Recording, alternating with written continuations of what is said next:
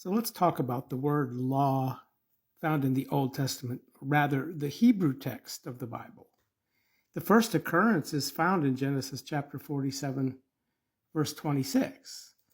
Okay, and the Strong's number reference to this word is H2706, which is not Torah, but Hok.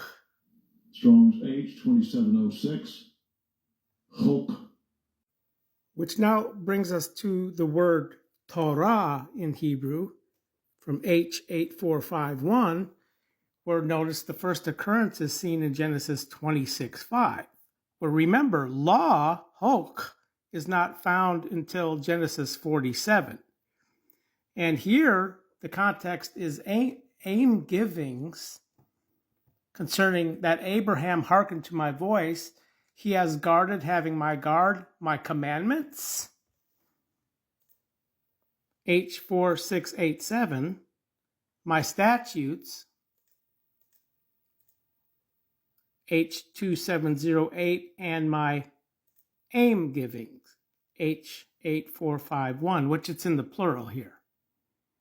So why is Torah translated aim givings in the Devar translation? Well, it's because the feminine noun is from the verb here. Strong's H3384, Yara. Yara, which you see in the definition section here at Blue Letter Bible, to shoot, to throw, shoot, cast, pour, lay, set, and then you see all of the different ways it's translated here in the King James Bible. But conceptually, the noun Torah and the verb Yara is the alignment and orientation towards an aim, derived from aim, the causative form of the verb Yara, translated to give aim.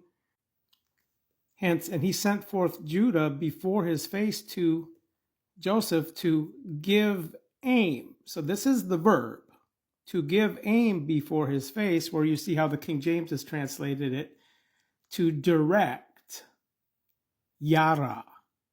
So again, this is from the verb Torah, which would be the aim giving, the thing, which to give aim is the action or the verb. So this is a better conceptual translation of the word Torah, not law. You do guard this same word for law, Hok, that your sons until the eon. Where then the second occurrence of Torah in Exodus chapter 12, verse 49, aim giving, is followed by the first occurrence seen with Abraham, who hearkened to my voice, and having guarded my commandments, statutes, and my aim givings. Not laws, but aim givings. Which brings us to the book of Deuteronomy now, where here we see the first occurrence of Torah, chapter 1, verse 5. And this is not speaking of the covenant that Yahweh gave Moses at Horeb. This is a different covenant according to aim giving here. It's beyond the Jordan in the earthland of Moab. Moses was inclined to explain this very Torah, speaking, etc., etc., etc. Where now we're in Moab, where the document of enumeration of this very aim-giving Torah, Deuteronomy 28:61, concerns the covenant here, which in the Devar it's chapter 28, verse 69, where in your Bibles it's chapter 29, verse 1. So these are the words of the covenant, which Yahweh has commanded Moses to cut with the sons of Israel in the earthland of Moab. In the earthland of Moab, apart from the covenant which he had cut with them on the Horeb. where again, Deuteronomy 1:5, beyond the Jordan in the earthland of Moab, concerns the aim giving of this covenant. Every occurrence of Torah, aim giving in the book of Deuteronomy, concerns the Moab covenant. Apart from the covenant which he had cut with them on Horeb, where the word apart here in Hebrew, H905, literally means alone. Strong's H905. Bad. Bad.